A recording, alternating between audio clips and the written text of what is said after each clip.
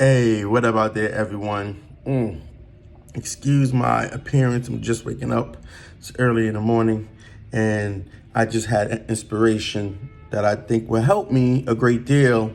So I said, hey, let me just roll with it, because by the time I put my face together and everything else, I'll be done out of the mood. And sometimes I'm the best passionate self when I'm spontaneous. So today's video, I'm going to talk to you about why, as a black man, I got into tech, specifically why I got into UX design.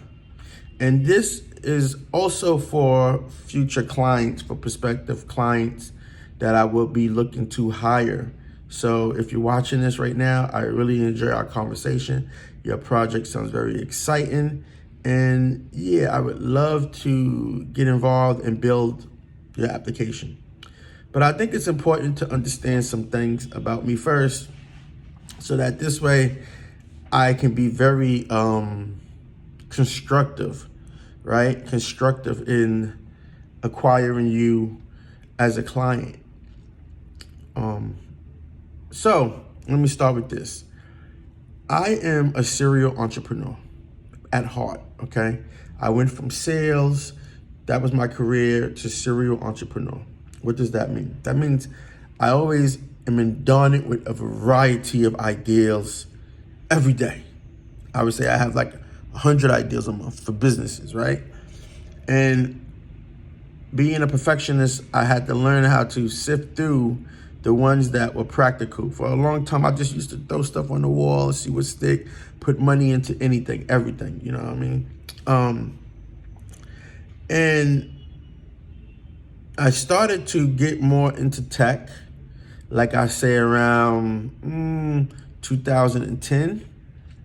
I had a lot of great app ideas. I decided to wait until making apps became a lot more convenient and affordable.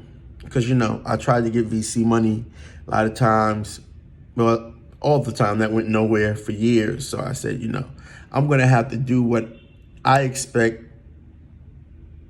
I have to do then what I expect people to do now and invest in themselves, right? So I invested in myself, I had an app idea or two or three, and I would go out here and try to find the right developers, the right team, the right people to hire me for them to build my app, because I believe that everybody should hire their clients. So I'm trying to get hired as a client. And I would reach out to everybody, all different backgrounds, white, black, everybody across the ethnicity spectrum. And what I realized was that there was one thing: no matter how much money I offered them, they refused to hire me as a client. I mean, even if it was an absurd amount, but I as a businessman, I got to be reasonable with the amount, right? Because I don't have no capital like that. I have my own capital. Like, all my capital comes from my inheritance and my savings and things like that, and whatever employment I'm pursuing at the time. So, I couldn't find nobody to do anything for me for no amount of money. And when I did, it was the work was shoddy and lackluster, right? And then I have to waste a lot of time trying to get them to correct it and stuff like that. So realizing that this was the problem, right? This was the problem for me. And not being a technical founder, I learned that you have to be a quote unquote technical founder, right? You can have a founder who doesn't do anything, and you can have a founder who can actually build stuff, somebody who can code, design, all that stuff. I said to myself, why don't I just learn how to make apps myself? So that this way I don't have to worry about talking to people and convincing them my ideal is viable and popular and worth, the money I'm going to give them to create it. And plus, I'm really paranoid about people stealing your ideals and things like that. So I'm even less likely to just give it to someone, to work on. Don't want to get face smoked. I call it face smoked. So I said to myself, and also I could be someone who could be there for black founders, black entrepreneurs, like myself who want to have something developed and can't find no one to work with them. So we haven't even talked about that topic yet, and I'll probably go on that a little bit more, but it's not important right now. So I said, yeah, I could serve my community. I could be that guy who is an entrepreneur who makes a business to serve the Black community, technically, right? And so that's what I did. That's why I went to learn UX design, and then from there, that was one milestone. And now I can design apps. Now I understand the process of building apps. And then the next milestone was to learn how to code so that I can also code and talk to developers that I contract with to help me build my apps, right? Because that was the other thing too. It's talking to a developer, they speak a certain language, but we'll talk about that later. So I say all this to mean that when you do business with me, understand that someone who has my skills and my background can build anything. I have unlimited potential.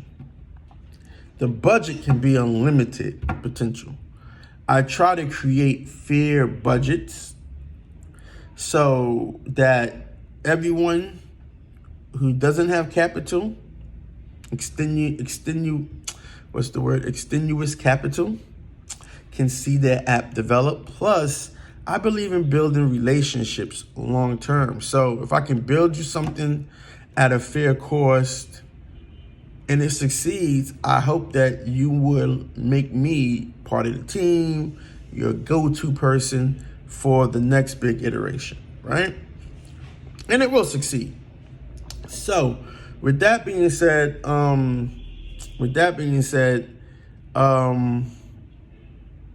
that's why I got into tech as a Black man, to be able to serve my community. Because let's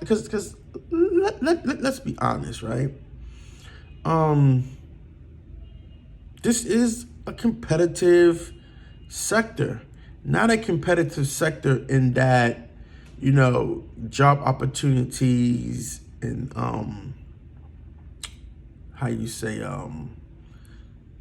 seeking investment capital, right? We already know what that's about. But I mean, this is a competitive sector in that it's still open for anyone to dominate. It's very early in the race, and everyone is trying to dominate it.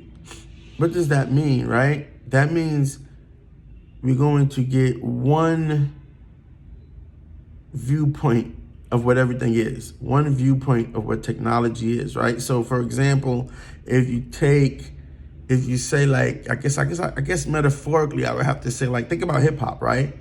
We dominate hip hop. Black people dominate hip hop, right? How many white rappers are there? Have been, not are there, have been in the history of hip hop. And so it's the same thing with tech. Why? Because tech is a variety of magic skills. It's a spell book. There's no real requirements that gives anyone the advantage. Hip hop, there's a requirement that gives you the advantage, which is probably why there's not a lot of white rappers. But I mean, even Spanish rappers is an anomaly, right? But English-speaking Latino rappers is an anomaly, right? Like Fat Joe and them type of guys, right? Big Pun and them type of guys. And Big Pun is one of the best rappers of all time. But with tech, it's no real restraint. Tech doesn't matter what color you are. Tech doesn't matter how much money you have.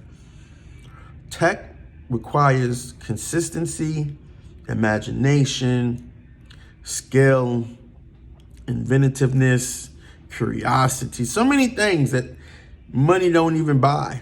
Money doesn't buy, right?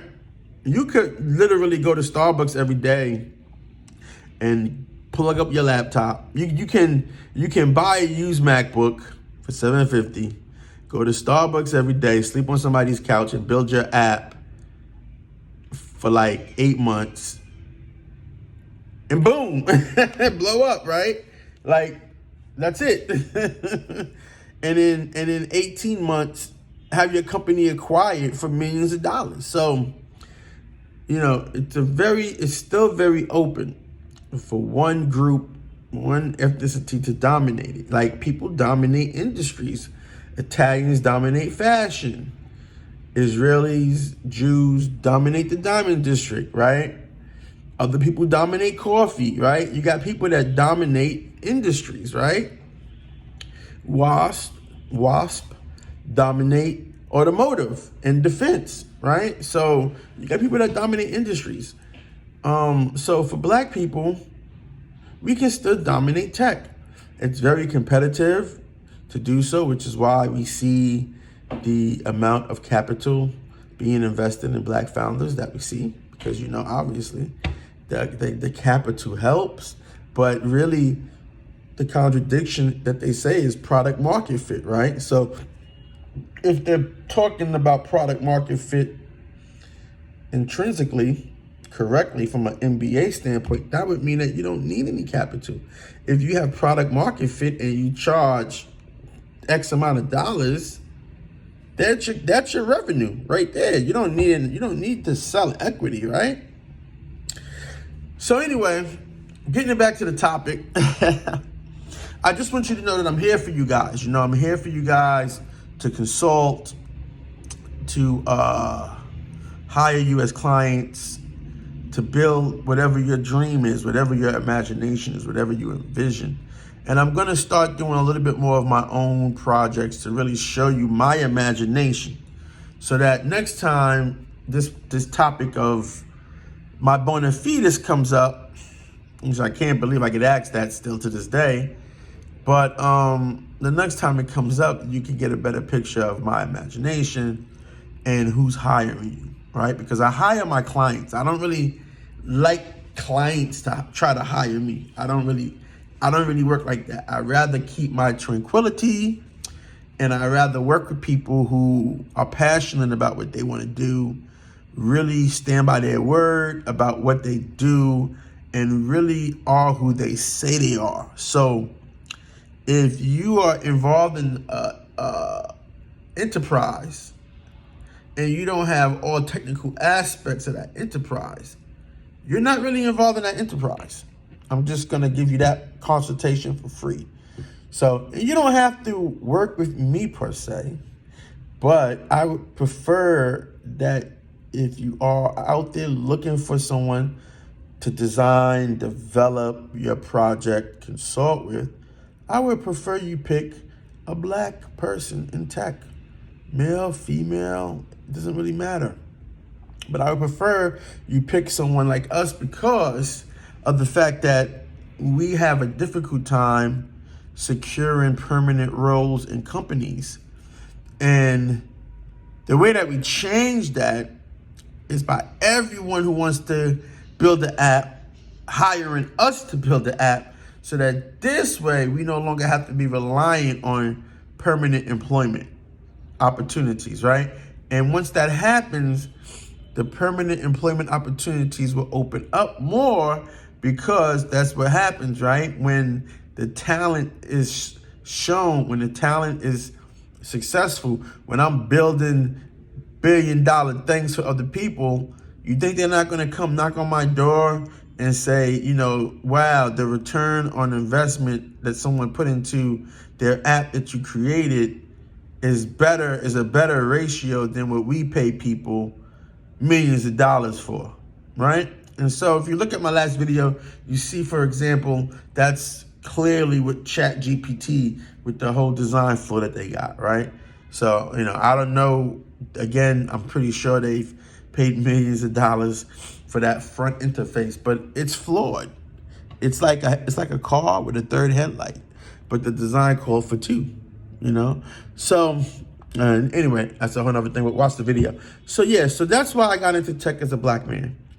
And I really just want to be here, like I said, to serve black people. I'm not going to really try to jump through too many more hoops. And I'm going to be frank and say, I don't expect Caucasians to ever give me any money for work. especially in tech. You know, I don't expect them to hire me for a permanent role at their company, right? I've done those endeavors. I've tried. I've pitched white clients. I've tried to hire white clients. You know, it's just not going to work. You know, I'm not going to do that. I'm not going to waste my time with that. There are a bunch of people out here, black people out here, who have ideas, and tech is the way to create them. Tech is it right now. Tech is the new product, okay? It's the new product. It's everything. In a minute, we'll be figuring out how to literally make meals from tech in a software way, or I guess like a Star Trek replicator, right? So even groceries and everything like that is probably going to be out the door soon. It's kind of funny in an odd way, but yeah, you know, we're going to be using tech a lot.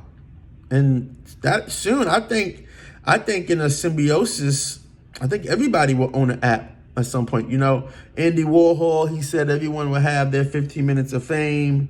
Steve Jobs said Apple computer will be on everyone's desktop. Well, I'm going to be the one who says that everyone's going to own an app. Everyone's going to own a web app. What it does, I don't know. But I have at least 1,000 different ideas every day just in my daily walk of life. I'd be like, ooh, that would make a good app. That would make a good app. That would make a good app. That would make a good app. Now, am I the right person to execute all of those? No. Do I have the time to execute all of those? No. But am I one of the right people to build it? Yes. I'm one of the best people to build your app. Why? Because I'm consistent and I have imagination. So, and my imagination is priceless. So whatever offer we agree to, you're still getting the better end of the deal, because all I do is think all day, every day, even when I sleep. And since I got into tech, my dreams are all about different ways to do things. I got a lot of great things coming out. Working on a programming language. I'm working on so many different things, you know, but it just takes time. That's probably what I would say to me is a bummer about tech, which is where the consistency comes in. It takes time. And maybe someone will invent it quicker, but the man hours is what takes time. There's no quick flip. There's no quick flipping in tech. You know, it's consistency. So, all right, guys. So that's what I got. That's what I want to say today. Yeah, let me know in the comment section what you think. I'm here to serve you. I'm here to serve my community. This is how I thought I could be the most productive to my community. You know, I remember Gordon Parks. He did a documentary. I mean, I found the final comment he made about the scenario to be very smug, but he made a point. He was in a car with his camera, and he was in a car with Black Panthers riding around.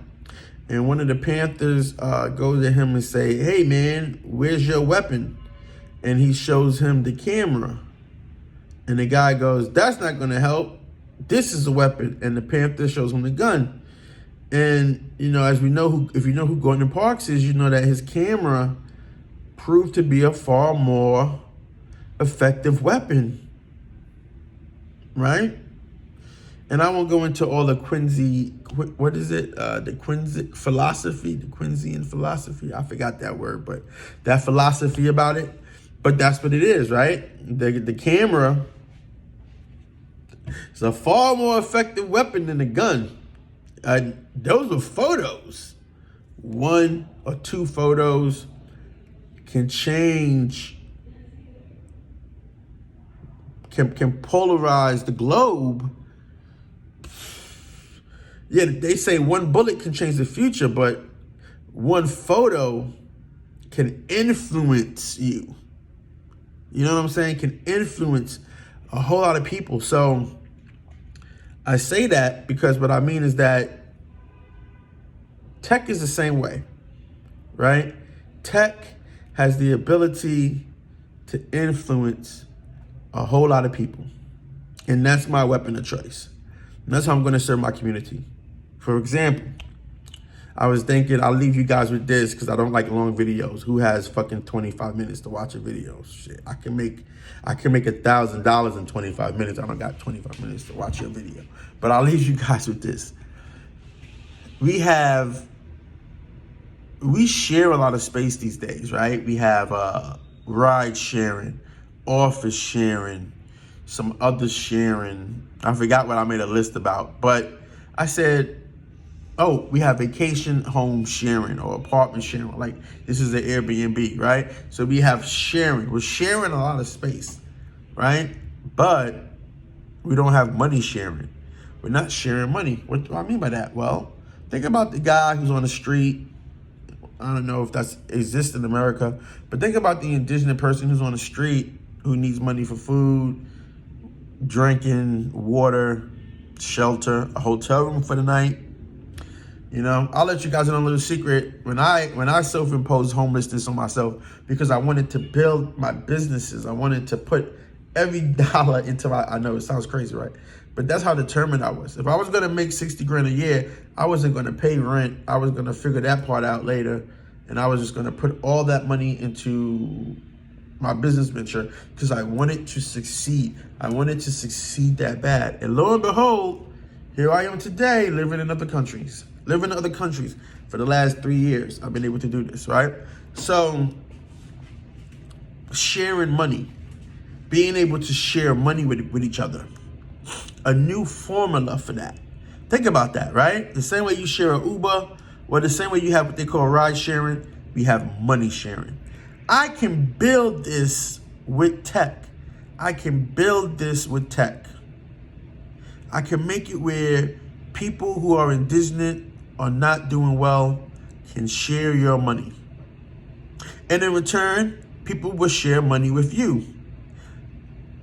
And that's a whole nother economic theory called the invisible hand. And I won't go into all that. That would take years to talk about how beautiful the thought of this is, how it actually works, how it actually gives everyone what they want. And by everyone getting what they want, a new era of human motivation gets created, right? A new consciousness is risen that influences the next person to put us on that step towards a utopian society. I've always believed in utopian societies. I don't know why. Or the society underneath utopian, which I think we can get to in our lifetime. But I definitely thought it'd be cool to see a utopian society in our lifetime. I think that'd be cool to see. And I slowly see us moving towards that. I slowly see things. You know, some states right now are experimenting with a basic living income, you know, things like that. Basic livable income or basic income allowance, and stuff like that. So some states and cities are experimenting with that. And that's really awesome. And we got electric cars. You see what I'm saying? I won't go into all of that, but research all that and you get to what I was going to talk about. But that would take, like I said, next 3 or 4 months to go into all of that. But the frankness is that when you have free mobility, i.e. electric cars, and then you combine that with autonomous cars, those are man hours that are no longer valuable. So taxi drivers now, they won't have a way to live because those drivers and those vehicles no longer require resources. It's electric and it's driverless. So you don't have to pay for that labor. The labor of making gasoline and the labor of a driver, you no longer have to pay for. That's an example of utopianism, okay? It's basically free. Or it will at some point be free. So anyway, like I said, and that's made by tech, right? Technology. And now with the AI and autonomous, I could go on forever, but I'm at my limit, almost at 25 minutes. So yeah, so I hope you enjoyed this video. Like, subscribe in the comments, connect with me on LinkedIn. And if you're a client that I'm looking to hire, I hope you enjoyed this video. And I hope this closes the deal for us. Look forward to working with you. Peace.